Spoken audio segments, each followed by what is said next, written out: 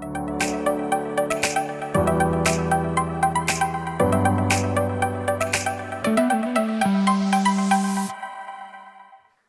a todos, encantado. Good morning, and thank you all for being here with us. And thank you, our great panelists. I think we can all agree that deep tech has a huge momentum nowadays. We've seen it in the digitalization leap after COVID-19. And I would like to start with a question for you guys. What do you think needs to be done in order to scale up the deep tech ecosystem in Europe?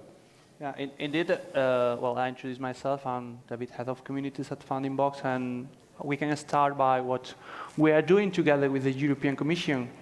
You know, if you are entrepreneurs, you are facing a challenge on getting funding, how to get funding, the right funding, how to find it, and how to apply for this funding.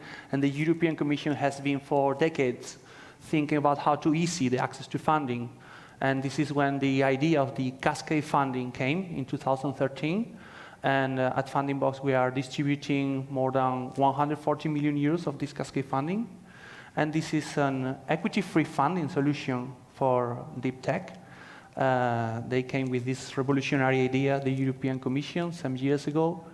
And this is easier funding than the traditional one. This is equity-free, and it's a quite funny thing that when you are looking for equity-free funding in Google search, you always find things related to minorities, charity, etc. But this is not normally associated to deep tech funding, right? And this is what the European Commission is doing, and we are helping them. We are like intermediaries. At the end of the day, we get the funds from the European Commission through what we, as we usually name, they are accelerators funded by the European Commission. We launch open calls, and we distribute through our platform this equity-free funding. And about your question, how they are scaling, we have very good examples of companies, and there are many touch points with VCs, tech transfer organizations, and institutions, where as we are collaborating together, we help them to scale, and maybe later on we can talk about several examples. So thank you very much. I think it's very important, you know, for innovators not to deal, for starters, with business models and equity, and this is a very huge opportunity to go into and to explore. And Tobias, as a VC, can you share with us what are you looking for in an early stage startups, or what do you think needs to be done in this area? Yeah, absolutely. Maybe just up front, when we talk about deep tech, it means several things to different people, and maybe just my definition I would like to share so everybody's on the same page. So when we talk about deep tech, typically we talk about a technology that is radically different. So it doesn't exist yet. It's something completely new, and it's almost starting a paradigm shift in several potential use cases. Yeah? And so with everything new and radically different, it takes time to build. Yeah? There's considerable time of research. There's oftentimes academic involvement. There's a lot of trial and testing and prototyping involved, and that takes a long time. And that takes time before we can even think of use cases or commercial applications. And so from a VC's perspective, obviously these 5-6 years, they're a problem. Yeah? I mean, before you can start or at least have an idea whether customers would want this technology, it's a very uncomfortable environment to fund a company. And so it involves a lot of risk, obviously, and hence, from a VC perspective, we're absolutely dependent on that 6 or 5 years academic research and this whole period of where this new invention is coming to life is accompanied, funded, supported, and coached and managed. And so, therefore, the initiatives that are available these days, luckily, they make it a lot easier for us to invest in deep tech companies, which we do, and we do quite a bit. Still enough risk when we enter, but obviously this kind of phase before it becomes a commercial viable project is something that we cannot do as commercial VCs. Yeah, so I think it's very important what you just mentioned, because you're entering in a later stage of the development from an idea to commercialization. And Oscar, I want to ask you, because I think this is, the European Union role maybe to interfere in the early stage, and as Tobias said, in the first 5-6 years, when you build this technology, who do you think needs to be involved, not only VCs? Yeah. Thanks a lot for this question. First of all, it's a pleasure to be here with all of you. And before answering your question, let me go deeper and introduce what we do. Okay, I'm the managing director of mobile at Collider, a technology transfer program from Mobile World Capital Ecosystem. And in Mobile World Capital Ecosystem, what we do is to create 365 days activity, taking advantage of Mobile World Congress and 4 years from now. This global ecosystem that happens 3 days a year during an event in Barcelona. I wish, and I hope you've been there. If not, you have no excuse the next year, in next March. The same event happens in Las Vegas, in Samsung, in Shanghai, and this global ecosystem, yes, is super useful to connect the dots and permit that happens a lot of things during the 365 days of the year. Okay, in Collider is an answer to an opportunity that we found out 5 years ago, is how to use deep tech knowledge, European research knowledge, to help our industry to be more competitive. Or on the other hand, why not? To promote a more tech-based industry. And let me share with you that this has already happened these 2 years' time. We are perhaps in the most exciting era of humanity, thanks to technology, global conversations are able today, and global collaborations. In these 2 years' time, we've been sure that thanks to current technology, we are not able neither to address in a different way the solution, the need, the problem. For example, the pandemic vaccine, we've been able to develop in 10 years' time before the last century. And what we'll be able if we build from tech possibilities? And it's what we do in Collider, with the huge opportunity we have in European next recovery funds. But it's time to focus in our strengths. We need to be very competitive in specific things, and other things, no. What we do in Collider to connect the dots. How to do that involving all the stakeholders, corporates, research, entrepreneurs, investors, to work together and to take advantage of tech possibilities. Instead of using technology, why not to build from tech possibilities? And it's pending subject in Europe. Let me share with you, let me ask the question to the attendees, okay? Do you know how many of patents generate impact in Europe? Only 5%. Do you know how many, what's the percentage of industry contract guaranteed to universities in Spain? Only 5%. Why? Because they speak different languages. And answering your question, the starting point is to find common points, create a community. I'm sure that you are aware community is a magic word, okay? For all the startups, if you don't have a community today, you're dead, okay? Of course, in a long tail business model, but deep tech too. Coming back to Tobias, I think comparing to a long tail business model, deep tech is a solution that has been built in the lab without a specific use case in the market. So the next effort is after this in the lab is evolve this technology. Why not we create conversations with the market to understand if they're useful or not? But not the investors, because investors are a risk management business. This we should spend some time. So first, answering your question. So it's time to do what states with Israel, with Japan, with these companies, these sector regions. And on the other, coming back to the pandemic, the only country worldwide that has growth is China, 2020. The States has grown and get rid of the crisis 12.8. Europe, I don't know when we will rid of the last crisis, 12.8. 12.8, 2022 it's now.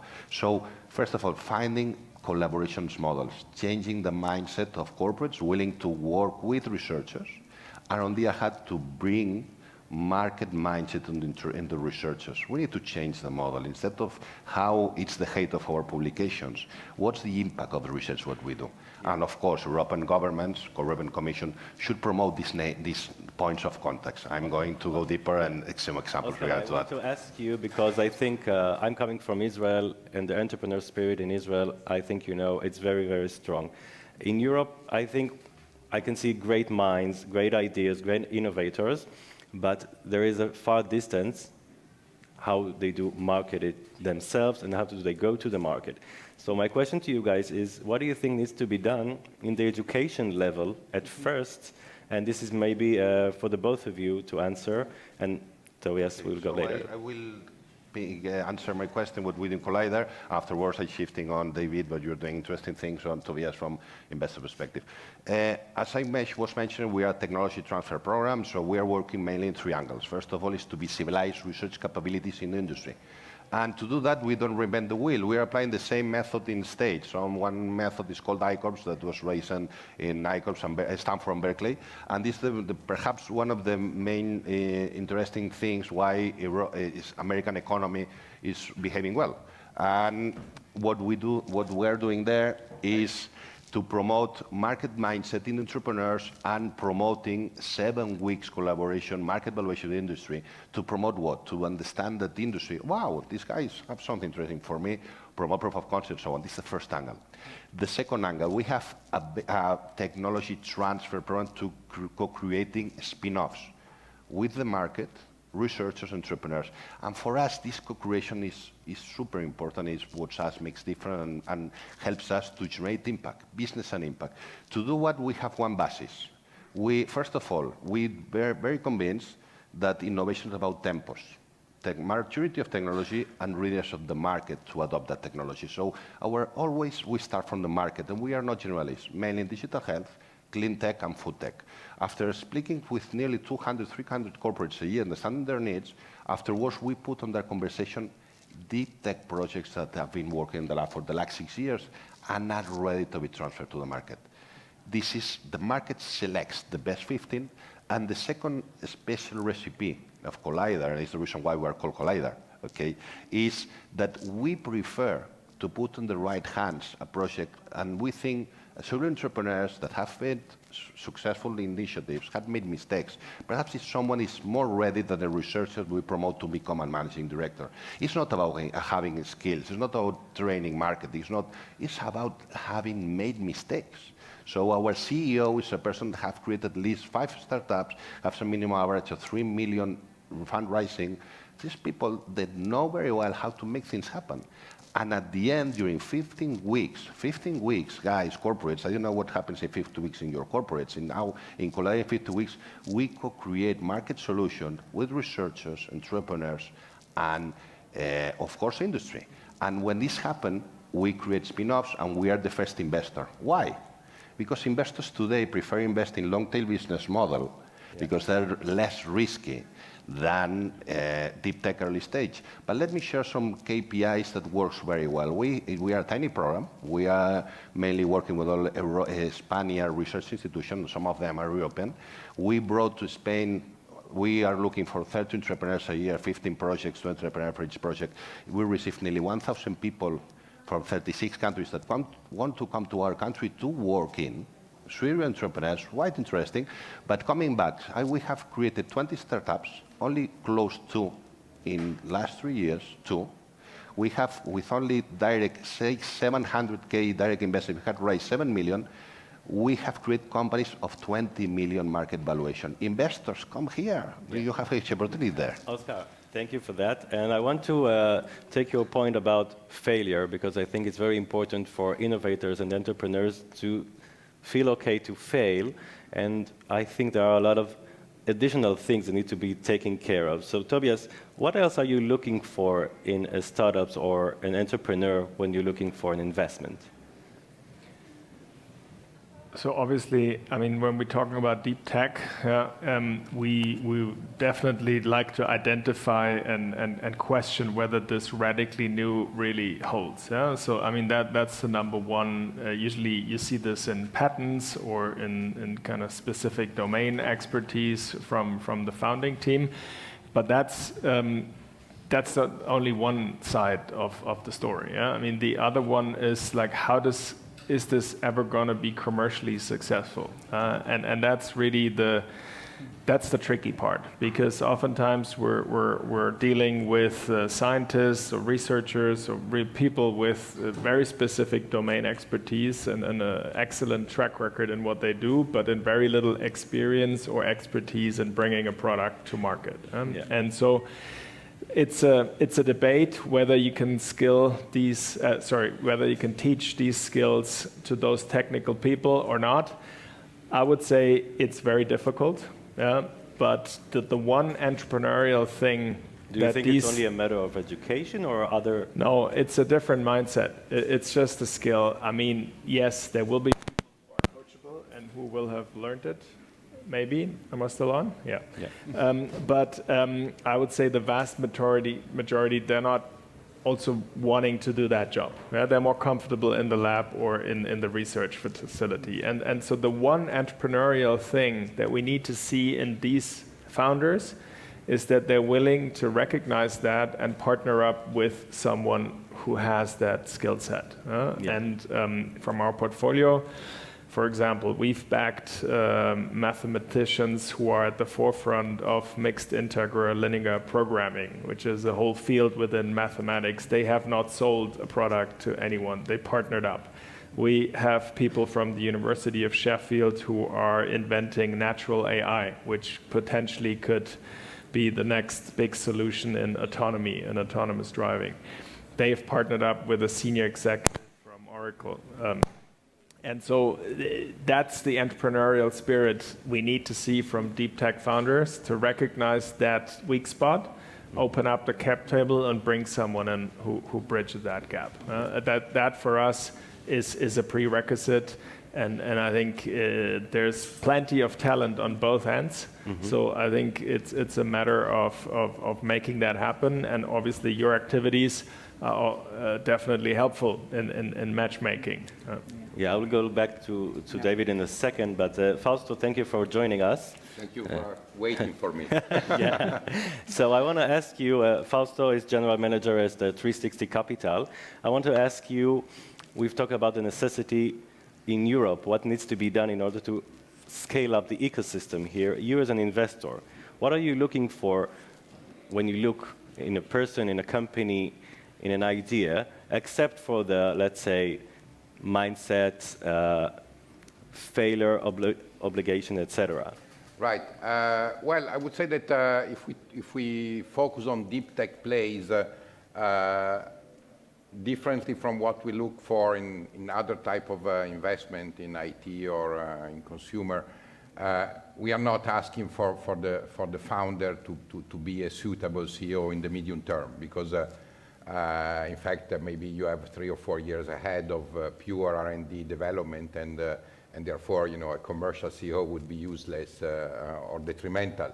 So we are looking for people who have the attitude and the spirit, and they are socially friendly, and they can attract one day somebody who can take their prototype or their idea or their product to the market. Still, you have to get there. So first step is to validate your technology and to make it workable, which is an extra point, an extra checkpoint that deep tech plays have versus other plays. Does that make it too or more risky? Maybe yes, maybe not. I mean, in Southern Europe in general, I'm pretty bullish about this type of plays because you have solid pockets of excellence in research, and you have it's not purely a money game to win the competition, but you also have some real IP protection that protects you, shields you from competition. So my overall take is I'm very bullish on this space. This is why we have this has been among the core area in which we have invested in the last 4 years, and I think for many other people, I think this will prove a space where Europe can really express true world champions in this field. Thank you. You wanted to add something, David? Yeah, well, at the end of the day, I believe you are talking about almost the same, making entrepreneurs or startups venture ready for you. And I believe that we have many touch points with, for example, what Collider is doing. I believe that solutions like Cascade Funding, by the way, something that I didn't mention before, is not only about funding. We are providing acceleration. We are providing networking opportunities because we are partnering with partners like this in the projects that we are running.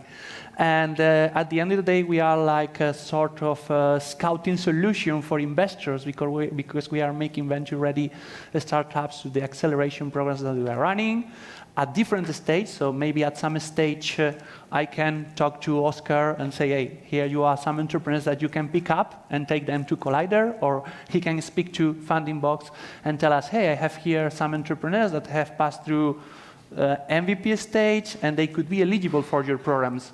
So at the end of the day, we are sharing the same mission, right? Or vision of making entrepreneurs more venture ready. And I can talk about several things that we are doing at Funding Box on that side. Maybe you can share with us, because I think people think when you go to Cascade Funding and other opportunities, they will not obviously go global and go successful in investments. So I think you have great examples for the 100 million club investments from your Cascade funds. Yeah, indeed. Some of the key findings that we got through a Cascade Funding report that, by the way, has been recently published by Funding Box, where you can see all these funding opportunities, what is this about, the principles, which are the areas. Digitalization is at the heart of every Cascade Funding call opportunity.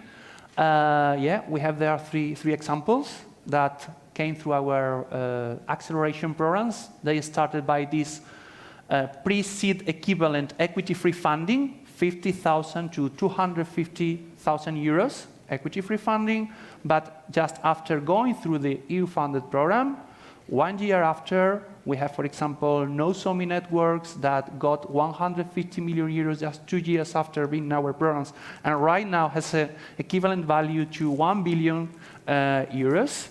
Or, for example, Citron Technologies, that is an indoor positioning solution. By the way, I'm very proud because they are from Galicia, from my region. I can mention that. And after passing through our program, 60,000 euros when they started, equity-free funding, they got an immediate investment just 6 months after being in our program of 16 million euros. Wow, that's this very was impressive. just 2 examples. That's why I was saying before that we are like scouters for you guys, for investors to make the startups venture ready. These are just two examples. What I want to ask you, Oscar, we've talked about the investment part and how to be ready for investment and market. But Tobias has mentioned here a few minutes ago about the necessity to think that an idea in deep tech, until it goes commercialized, we have a few years between maybe 5 even to 10 years. And what do you think needs to be done in the European level in order to, to escalate this, not only via VCs or organizations like yours, because there is another role in here? Okay, I do believe that European ecosystem has two pending subjects. Okay, several years ago we talked about we were good at creating startups, we weren't good at scaling up. This is not happening today. At European level we are at 18%, States around 20%, compared to South America around 30%. So it is not happening anymore. What the problem that has Europe, I would focus in 2 different parts of this party. First of all, if you're a startup that you need 60 million euros, except you are Wallapop, global, long-tail business model of fintech, you need to cross the ocean. So to go to a bigger ecosystem. It's the case of States, it's the case of Singapore that is doubling at least the number of Americas. But coming back to deep tech, I think European level, Europe ecosystem has a pending subject in early stage, but not early stage companies. I'm talking about projects that are not a company yet. And they're super risky for investors. So we need to create the conditions to make proof of concept with the industry. And after this proof of concepts, why not to connect to other actors, such Funding Box, such Collider, or wherever, okay? What do you think about needs to be done? More collaborations, regulatory aspects? Sure. I think, first of all, you give funds. Give funds, but assuring that the funds are used in the right direction. So we need to change the research ecosystem that is more thinking in how to publish, how to keep a skeleton staff, to work in the trendy new 2020 program instead of thinking of the impact of the activity they're doing. And on the other hand, they need to regulate, because it's true from investor's perspective, why to pay the acceleration at TRL is the technology readiness level. It's how do we measure the deep tech ecosystem to maturity. It works very well, very similar to Richter earthquake law. In the TRL8 is the market, is the earthquake in Richter scale. In 1, it's basic research. Basic research is working very well. But what happens when the lab is testing this technology in the small scale with a specific use case? Investors say, why I should invest on that? Because I'm not sure that I will be paid back these results. So, this is a reason why this is happening. I just want to ask Tobias, as a VC, as an investor, do you think there is another role that is not being completed by the European Union in this gap, or any other thoughts you can share with us? I mean, in the end of the day, it's the absence of really long-term capital. Yeah? So I don't know how it's for you. You've been in the business for long, but the money that we are capable of raising in Europe, most VC funds, it's either the government or it's private institutions like family offices or high net individuals. And these investors have not as long a time frame oftentimes than, for example, a pension fund or an endowment or some real long-term capital allocation plans. And so that puts the commercial VCs under immense pressure to deliver returns before you can unlock your next fund cycle. And so for us, I couldn't fund a company over 15 years out of one fund. It's a very difficult thing, because if I do that 20 times, I can maybe show some R&D benefits or some advancements, but I have no commercial game plan that I can show and basically raise my next fund with. So if I had obviously a pension scheme and an endowment that would, regardless of the commercial traction, at least contribute to successor funds earlier on in a 20-time horizon, yes, the private market, the VCs, they would also make bets and build a risk system around very early stage companies. But that market failure is currently filled by EU initiatives, and they're bridging that gap. And so they allow us to invest after 5-6 years, once the R&D is pretty much done, and once we can start thinking about commercialization. And so if there were to be more institutional long-term capital available, I think the EU could then take a step back, and then there will be business models evolving that could individually cope with the corresponding risk. But that is currently not the case. It's improving. It's definitely improving. But I would say that would be the biggest unlocking of innovation in Europe if you had kind of long-term capital in this asset class. Thank you for that. So Fausto, do you think, let's say, except the capital that we just mentioned now, in the long term, do you think anything else should be done? I would say what the colleague was saying before is still to some extent true, but is in process of being addressed. I would say that today we don't feel too much pressure in getting to commercialization at any cost. You can unlock some value in an intermediate step, either via early exit or via secondaries or via other ways. So I would say that we managed to fund. We have in our portfolio some deep tech plays in Europe where they raised 70, 80, even 100 million euro. Between European and occasionally also some Asian investors who are interested in some specific spaces. So what I would say, what the European Union is doing in this space is pretty much what should be done. I think fostering, promoting technology transfer from university to VCs or investors that are putting a commercial spin to the ventures is something really worthy. It's a process that takes time because it requires to change the mindset of many researchers or many professors in university that should promote innovation, and instead in some situation actually are blocking innovation because they're keeping too much their stuff with them without letting them go in terms of spin out. But I mean, this stuff is changing. Clearly the change does require some time. It cannot be done in 6 months or in 2 years, Yeah. But the direction set is the right one, in my opinion. The right one. Okay, I want to share with you, I think, one more barrier for European to adopt opportunities like CASC funding is, bureaucracy and privacy and data security. And I think you have a new solution that you just piloted. So can you share with the audience? Indeed. We have been in the funding market for 30 years, and in the deep tech funding, on CASC funding related during the last 12 years. And we understand the pains that the European Commission has, the entrepreneurs have, and we are facing a societal challenge here, which is about trustworthy environments. For example, when you apply to an open call, you are giving your data. What is the European Commission or Funding Box doing with my data, right? So that's a societal challenge, but still entrepreneurs have the challenge on how to find the right funding and get funding easier way and a faster way. And we came with a solution that is being piloted right now, that is a digital wallet, that is powered by SSI principles, and a privacy by design solution that will ease the access for funding for SMEs and startups. When you say easy the way, can you...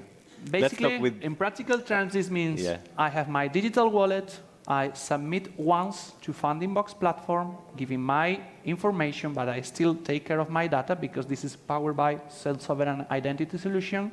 So I take the decision on giving the information that I want, but I do this once. And when I do this once, then the platform will give me back all the funding opportunities tailored to me and will automatically apply to all those funding opportunities. So easier funding, faster funding. So maybe we can shorten the, let's say... Yeah, the time span to... as the European Commission says, the time to grant is being reduced, right? Mm-hmm. And what's something that is taking right now like half a year or 1 year, with Funding Box, we expect that this will take you like a week or a month. So I'm going to count on that and going to be seeing next year how it goes. Yeah. So thank you very much, David, Oscar, Fausto, and Tobias for being with us today. Enjoy your day in South Summit. Thank you for coming. Thank you.